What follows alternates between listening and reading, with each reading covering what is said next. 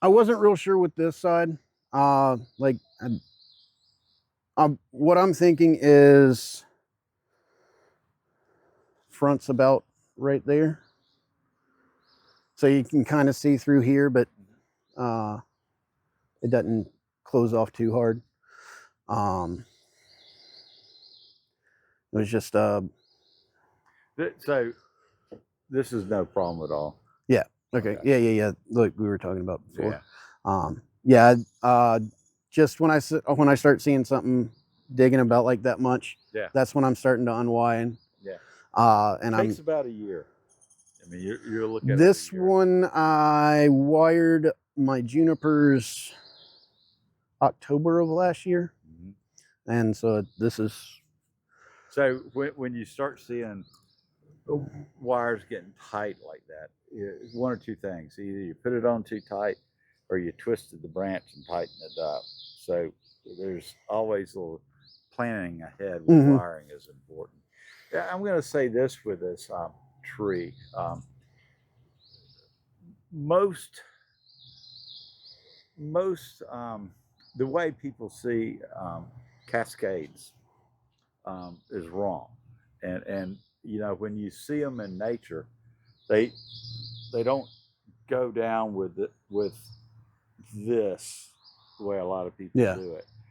They're going for light, so as they tighter here, then they spread out. So it's almost a reverse. You're going there. That's where I was headed, but like I just took literally like 2 weeks ago at the. Wire on wire on. Yeah. But I just want to you know, basically whatever you've done either naturally or you learned from somebody to do this. Yeah, I was just trying to put everything into its own little patch of sunlight.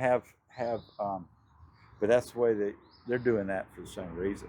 Now the difference is you're going to have, each time this branch lays out, for whatever reason, a lot of these are going to have multiple apexes. So each one of these branches still going to try to grow up. You know, what caused this? You can come up with a good story.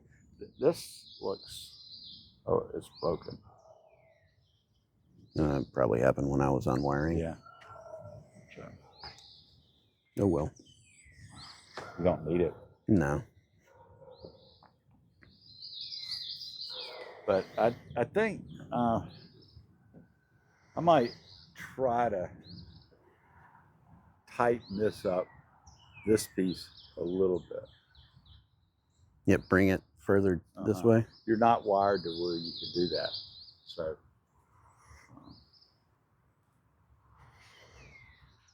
I would put a guy wire to refine this. And do your when you put your wire on and you want to do a guy wire, you got two choices.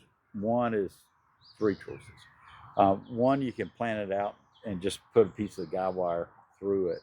Yeah. When you're wiring. The other way, you can just find a bad place that you wired and hook it to there. Right there. But the other way, you can take that wiring pliers you have and grab it and pull it out. You can actually bend it enough to give you a place to do it.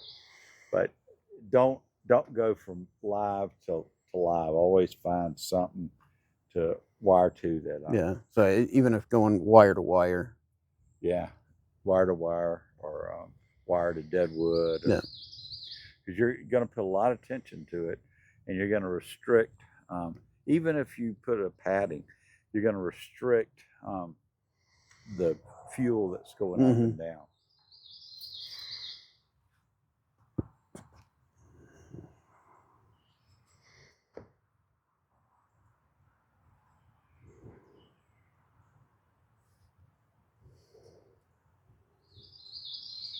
I mean, so did you move this piece? No, I was actually trying to lift it up and it wouldn't lift up, and so it became a cascade. So you're really trying to get it up. I was trying to pull it up, and I just couldn't move it. When you got that kind of bend, you're not going to move that. You can move this, but if you're going to move it, then you need to embrace raffia. Yeah. Yeah, I've got no, I didn't bring any of my raffia trees. I do have a couple of trees that Where'd you get your raffia? There is a consignment store in Greenville that does like arts and crafts stuff. Yeah. And just found a bag of raffia. Like it was labeled raffia and is okay. This is where you spend a little money and get the good stuff. Yeah. Go to Ron Neal. Yeah. And get one of his braided things. You'll never need to buy any more. It's big. I can show you one. Yeah. That's been loosened up. You could make 3 or 4 hula skirts out of. Well, if you were showing off. But the wider the raffia, the stronger it is. Yeah. And you got to really twist that. You got to really tie it down. Then there's a tape that sticks on itself that if you go over the raffia with that tape, then you're trapping all the moisture in. And so breaks and splits and all that stuff heal a lot better in the moisture. But yeah, you could have done that. You could also, sometimes you just have to put a stake in it, or put a piece of rebar in it and bend it with that. Rebar is going to be your friend with a lot of this when you're moving big things. Yeah, I was cranking on it and like starting to feel it snap and crackle, and I just didn't want it to pop, and so I stopped. And that's smart. And it just decided it wanted to have 2 cascades. You having multiple cascading branches is fine. Yeah. And I like I mean, this one I could have probably bent up. If I would just, to me, you got a crease in here that could be a little tighter. The issue with this tree is, this is personal, but cascades generally come out of whatever they're doing was there from the beginning. So when they come out, they don't go back into the mountain, then come out. They should lean out from the whole way. And so, that is what it is. Would I be able to like go that way with it and kind of change the planing angle to something more like that? Yeah. That is, again, everybody has an ego. Yeah. But I'm not really trying to say anytime you do it my way or highway kind of thing. I'm going to tell you what I think, but it's subjective. And so this thing always is one that sticks with me. I learned one way and it made sense, and I rarely will do this because that looks like, why would it do that? Yeah. And there could be a reason. You could find one just like this in nature someplace. Yeah. Or maybe put this in a crescent pot with the crescent up over the top. Well, the pot's going to make it. Yeah. Yeah. That's an excellent idea, by the way. So that would pull it off. Yeah. And your crescent pots, your concrete thing would be the way to go. Yeah. I've made a big slab too. I had got some of that metal landscaping fabric, and just looks like just a rock that you'd find out in nature. Looks like granite, and took different colors of the cement and just hand splattered, and from like 10 feet away it looks like a piece of granite. Sure. Yeah, I've got a lot here that looks like rock. I mean, it doesn't have to be rock. Yeah. So yeah, this is something like a crescent pot to kind of like just show why it bent over like that. Yeah. Okay. Some of this that to me, there's a very legitimate coolness to this. I kind of want to see this mirror that a little bit similar to it. Mhm. And right now, it looks like what took place, but again, you know, that moving this around, your wire would have to be right where you're bending it. It should, like, you don't want to bend there. You want to bend there. Yeah. Okay. And hold when you're bending. That's where you hold. You can feel it's bending, and then it's going to start vibrating right before it breaks. And so you stop there and go do something, come back, and you can bend it a little more. Vibrate, stop, keep doing that. The other thing you got to look for when you're bending radical bends like that, or dead branches where those are. You want your wire going over that so that when you bend it, it's not going to.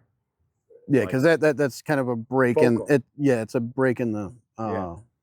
So you can not worry. It's not the right way to put it, but the physics of it is going to be a lot easier to break something when you're bending it and you've got a scar right there. Yeah. If you bend it that way, then you're stretching the cambium. Mm-hmm. Okay. So try and get this one moved more over here. It really, and that's, you know, you can crack juniper branches in the socket. And so what's going to be the easiest way to do that is, you know, crack just a little bit right there. Mm-hmm. And then it's going to bend a lot easier.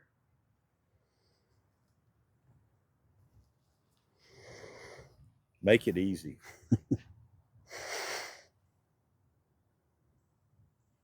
The raffia part, you should really see how that's done on an area like this. You don't just start there and go. You're doing a figure eight. Ryan Neal actually had a raffia video about a month ago, 2 months ago. It was pretty good. He used a dowel and just like, and then he did it on a what was it? Sierra juniper, I want to say.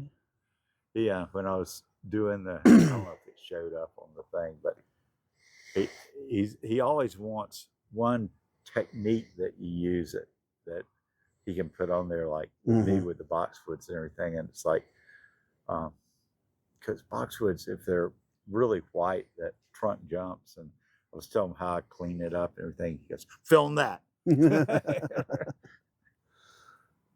So this apex, area tree has an apex. And so if this was not there, you got to imply that apex, which would mean dead. So you'd have a little scarring or something like that. But you've got the apex. So it's pretty nice. Again, if this is a front, it should have gone this way. Okay. And you still got time. But instead, wrap it around this way. If you wrap it around that way, it's going to look like that's what you did. So I mean, it does give you that ability to, because it's actually going back. Mimic this. So, you know, sometimes when you got something that's not right or whatever, just make it more. Yeah. Make it more not right. Well, I mean, you know, you just use the same shape throughout the tree. But this tree's nice. You're going to be doing the same thing with cleaning it out, because all these, they're dying anyway. Not that you've done it, but you know, pine trees are evergreen, but they lose their needles every 3 years. Yeah. If it don't work good, it's like they're going to throw it and let some young kid come in. Yeah. Right. Don't hesitate to cross under or over these sometimes. Yeah. You know, all those kind of things make it work. But this radical shape, it needs to be repeated several places. Okay. Like basically everywhere. Well, not everywhere, but don't be overdone, but still. Okay. Yeah, it's almost right there also. Yeah. So There's if something caused that, then it's can continue causing it. until it gets away from whatever it was. Yeah.